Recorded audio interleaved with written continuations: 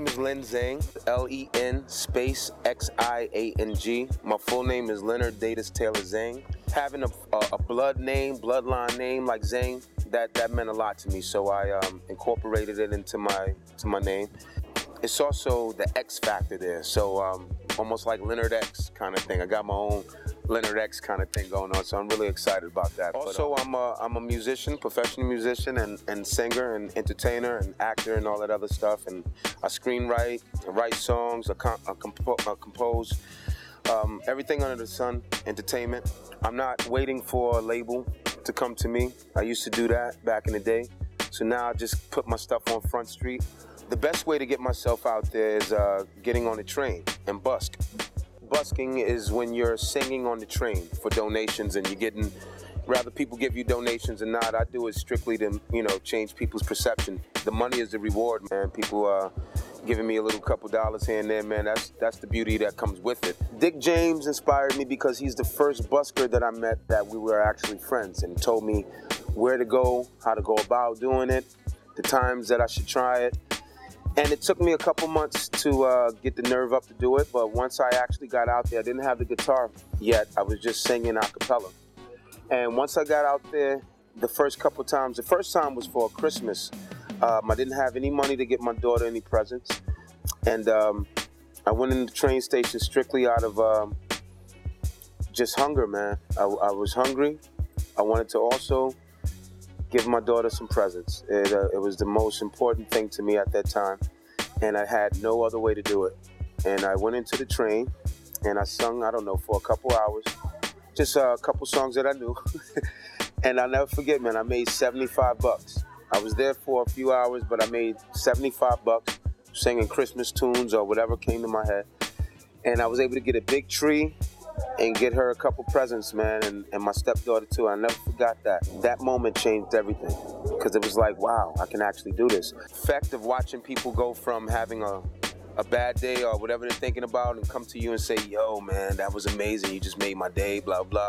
Or watching children dance, I mean, there's no replacement for that. With the world being the way it is, artists are able to make their own statement, and without a label telling them how to be, how to sound, who to sound like, who to be like, who to sound like on the radio today.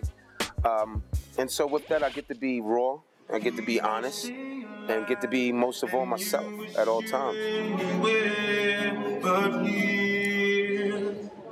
And you wish you anywhere but here, as your hopes and your dreams start to disappear. Did you wish you anywhere but here right now with me? So I do originals, man, and I mix them up between originals and cover songs. My originals are a lot more revolutionary type of songs, man, so the underground don't really want you, promoting too many revolutionary things, man.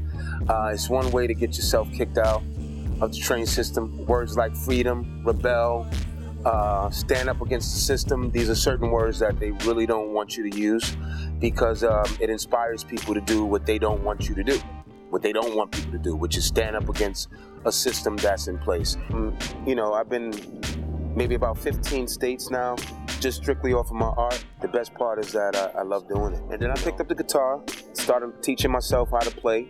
I couldn't afford lessons right away, so the lessons that I would take, I took them and ran with them, got some lessons on YouTube. And then for the most part, man, I just got out there and had no fear and just said, you know what? You only get one shot at life, man, and let me go out here and try it. And I've been doing it ever since. The adversities that you go through, being an underground busker, man, it's many of them, man. You got the kids are always honest. If they don't like something you're doing, they're gonna let you know right then, right there. If you don't have a license, you don't necessarily need one. They tell you that you need one, but you don't necessarily need one to be on the platforms and perform. But it's illegal to actually be on the actual train station and sing. So when you're doing that, you're taking a chance, but it's not such a crime that the cops will totally dismantle you for it. New York has been trying to get rid of the art scene. It's a little hard being that there's millions and millions of people here in New York. So you bust one artist that's, you lock up one artist that's doing it, and another one is there like 5 minutes later. So it's a give and get.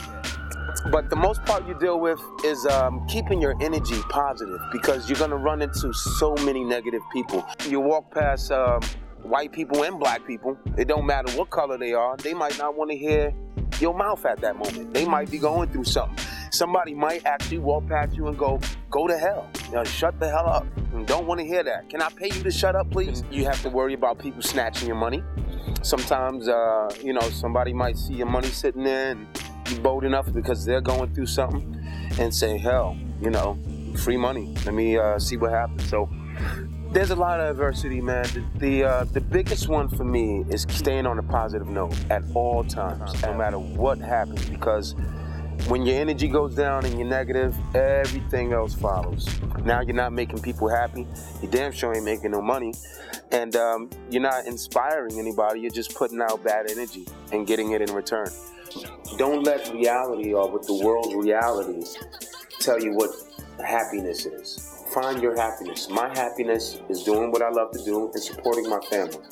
What I would love to accomplish from my journey right now is literally feeding my family, doing what I love to do. I'm not going to compromise my soul, my spirit, and who I am, my humanity, and me as a black man. I'm not going to compromise that. So now, spiritually knowing who I am, mentally knowing who I am, physically knowing who I am, I'll never compromise.